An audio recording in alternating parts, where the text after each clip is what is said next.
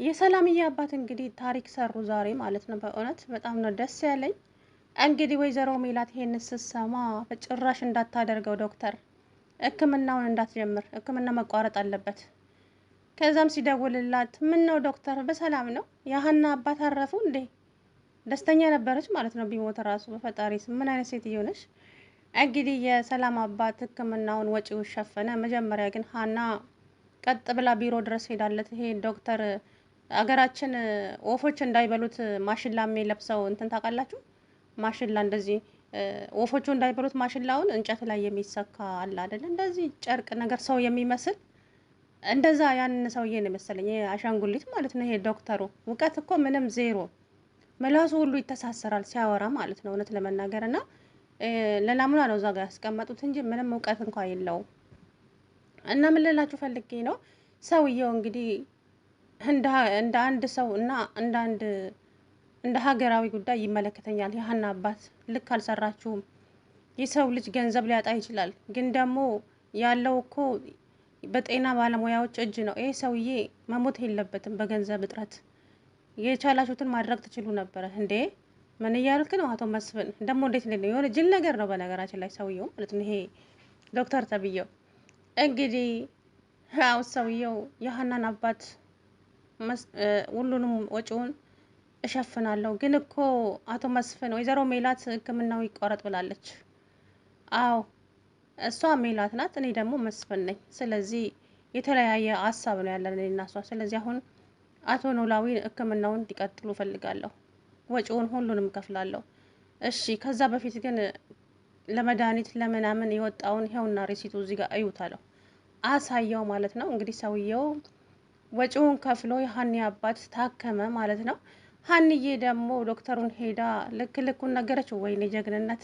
ኧረ እንደተውኝማ አኮራችኝ ዛሬ የምር። አባቴ በፈጣሪ እጅ ነው እንጂ በሰው እጅ አይሞትም። አንተ ደግሞ ከዚህ ይዘኸው ውጪ ብለህኛል አይደለ? አሁኑን ይዤ እወጣለሁ።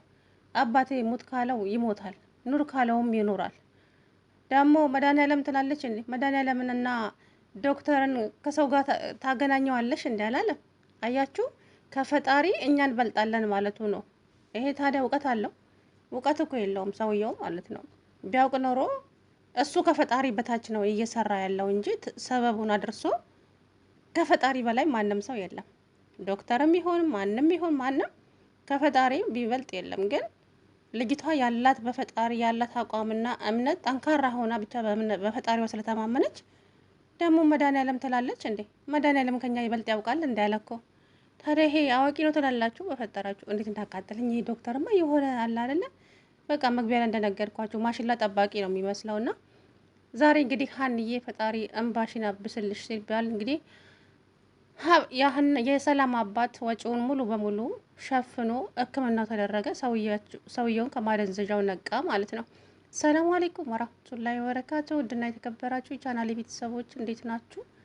አለው አልሐምዱሊላ። ዛሬ በጣም ተናድጃለሁም ደስ ብሎኛለሁ። አንደኛ ደረጃ አባቷ ስለነቁ ደስ ብሎኛል በጣም። አሲርና ሀናን ይዘው ሲያለቅሱ የምር በጣም ነው እኔም አብሬያቸው ያለቀስኩትና ያው ዳነ ለተዘብቱም። እሳቸው ግን ተኝተው ሁሉንም ነገር እየሰሙ ነበረ። በነገራችን ላይ ይሰማሉ። ተምቹም እንግዲህ ለአሲር ሁሉንም ነገር ነገረው። አሲር እንግዲህ ደበደበው፣ አይገልጸውም። ግን አሲር በጊዜው ተናዶ ነው እንጂ ቆም ብሎ ቢያስብና ቢረዳው ጥሩ ነበረ። እሱ ይሄ ነገር ይጎዳል ይጠቅማል ብሎ አልነበረም፣ ግን መታከሚያ ስለሚፈልጉ ብቻ ነበረ። እናም ደግሞ ከሀና አባት ጋር እንደዚህ ግብብነት የላቸውም ነበረ። ተምቹና የሀና አባት ብቻ ገብቶ የሰረቀው እንደዛ ነገር ገንዘቡንም ለራሱ አላደረገውም፣ ግን ለሀና አባት መታከሚያ ነው የሰጠው። እንግዲህ አሲር ስሜታዊ ሆኖ እንዴት እንዳደረገው አይታችኋል። የእውነት አላስተረፈውም። በጣም ነው ያሳዘነኝ። እንግዲህ ዶክተሩ ሜላት ጋር ደውሎ ወይዘሮ ሜላት እንዴት ነሽ? ደህና ነኝ ዶክተር። ምን ነው የሀና አባት አረፉ እንዴ? ኧረ አይባልም፣ በእውነት አይባልም። ሰው ምንም እንደምልሽ አላውቅም፣ ግን ፈጣሪ ማስተዋሉን ይስጥሽ። ሌላ ምን ልልሽ እችላለሁ? አይ ኧረ ለምን እንደዛ እንኳ አይደለም የደወልኩት። ስለ ሕክምናው ምን ሕክምናቸውን የሚሸፍንላቸው ወጪውን ሙሉ ለሙሉ የሚሸፍን ሰው ተገኘ አይደልሽ ነው የደወልኩት። ማ ሊሆን ይችላል? በሌላ በችግሯ ጊዜ ያልደረሰላት ሰው ደግሞ አሁን ሊደርስላት ይችላል እንዴ? ደግሞ ከየት ያመጣችው ሰው ነው አለች። አይ አቶ መስፍን የእርሶ ባለቤት ነው ወይዘሪት ሜላት። ምን? አዎ ሙሉ ወጪውን ሸፍኖ የሀና አባት ሕክምናውን እንዲደረግለት ተናግሯል።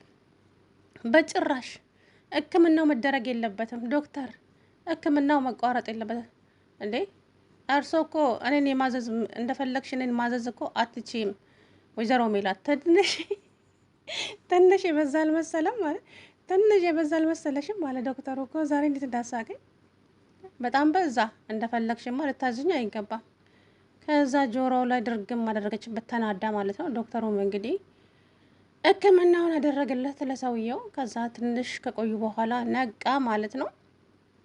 ሰላምዬና መናሴም እንግዲህ የእውነት ሰላም እንግዲህ እነ ጽናት ድራማ ላይ ብታናድጅኝም እዚህ ጋር ግን አኩርተሽኛል ማለት ነው። እውነት ለመናገር የምሬን ነው የምላችሁ። ሰው ማለት በችግራችሁ ጊዜ አብራችሁ ያለ ሰው ነው እና የሰላም አባት ደግሞ አባዬ ቆይ አንተ እችን ልጅ ለምንድን ነው ያልጠዋጠች? አላቅም ሰላምዬ፣ እኔ ልጄ ነገም ዛሬም ሀና እንደሆነች ነው ውስጤን እየነገረኛለሁ። እችን ግን ውስጤ ምንም ሊቀበላት አልቻለም አለ ማለት ነው። እርግብ ተብዬዋ ዛሬ ደግሞ የለችም፣ ያው ቀረጻ ላይ የለችም፣ አልተቀረጸችም መሰለኝ የለችም። ግን የነ ሰላም አባት እርግብን በጭራሽ አይወዳትም። ውስጤ የሚለኝ ሀና ነች ያንተ ልጅ ይለኛል።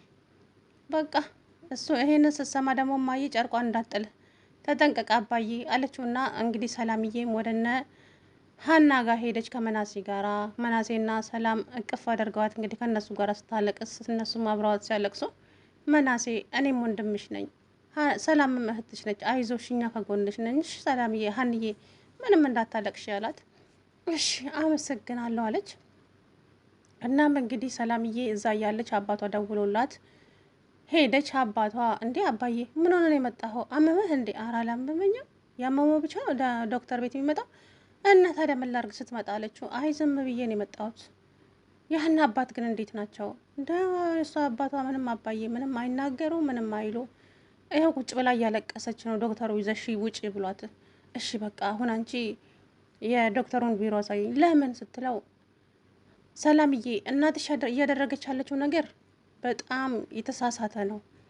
እሷ ግፍ ለእናንተ ነው እያሳደረች ያለችው። እናም ደግሞ ይሄ ነገር እኔ ልጆች ላይ እንዲሆን ስለማልፈልግ እናትሽ ባጠፋችሁ እናንተ ናችሁ ዋጋ የምትከፍሉት። ስለዚህ ይሄ ነገር እንዳይደረግ እኔ ደግሞ የሀናን አባት ሙሉን ወጪ ከፍዬ እንዲታከሙ አደርጋለሁ። እውነትን አባዬ አትቀልዳለችው። የምሬን ነው። በዚህ ሰዓት ምን ቀልዳለሁ ሰላም እያላት፣ ሰላም የምር በጣም ነው የተደሰተችው። እንግዲህ ከዛ የዶክተሩን ቢሮ አሳይታው ሰላምዬ ሄዳ ለሀና ስትነግራት ሀንዬ ማመን አቃታት። በእውነት እንግዲህ ሀና በመጀመሪያ ይሄን ስትሰማ ማንን አመሰገነች?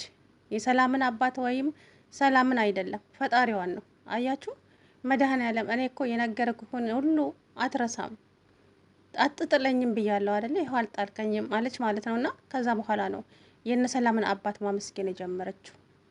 እና ሀና በፈጣሪዋ ላይ ያላት እምነት የእውነት እኔ እንጃ ሁሌም ታኮራኛለች። እና ሰው ማለት በሰው ላይ ይተማመናል። በእርግጥ ግን ደግሞ በፈጣሪያችሁ ላይ ያላችሁ እምነት ጠንካራ ከሆነ ምንም የፈለገ ነገር ቢመጣ ራሱ ትወጡታላችሁ። እና ሀንዬ ደግሞ እንግዲህ ዛሬ ደስ ብሏታል። አባቷም ነቃ። ወይዘሮ ሜላት ግን ህርር ድብን ብላለች። እንግዲህ ከአቶ መስፍን ጋር ጭቅጭቅ ይዛለች ማለት ነው። ሰላምዬ እናቷን አኩርፋታለች። ሶፋ ላይ ተንደላቃ ቁጭ ስትል ሰላም እና መናሴ ከሀና ጋር ተመልሰው ሲመጡ ሰንትና ሰላም ፊቷን ክስክስ አድርጋ ወደ ክላሷ ገባች። ሰላም ሳትለኝ ትገባለች። እንዴች ደግሞ ደክሟት ነው። ደህና ነሽ አላት መናሴ። እኔም ልገባ ነው ወደ ክላሴ ደክሞኛል። እና ቁጭ በላልኩ እኮ። አይ ደክሞኛል አልኩሽ እኮ እና ቁጭ በላልኩ። ከዛም ቁጭ አለ። ምን ልትይ ነው ሲላት፣ ቆይ እናንተ እኔ የምላችሁን ነገር አሰሙም አይደለ? የት ሄዳችሁ ነው የመጣችሁ ስትለው፣ ሀና ጋ። ምን ነው ችግር አለው አላት። ጭራሽ አዎ ሀና ጋ። አንቺ ብትጠያት እኛ እንጠላትም፣ እህታችን ናት ሀና። ጨርቋን ያስጣላት። መናሴም እንግዲህ ሰላም ያው በጥፊ ትናንትና ስለመታቻት እናቷን አኩርፋለች። ያው እናቴን እንደው ዛሬማ ግዳያት ነው ያለኝ አለች። አይ ሰላምዬ እንደዛ አይባልም፣ እናትሽ እኮ ናት። አይታይኝ እስቲ እናት ስሟ ብቻ ነው እናት። የኔ እናት ወይ ክፉ አልላት ወይ ጥሩ ነች አልላትም። ምን እንደሆነች ራሱ አላውቅም አለች ማለት ነው። እንግዲህ ዛሬ የእውነት አባቷ ስለነቁላት በጣም ነው ደስ ያለኝ ማለት ነው።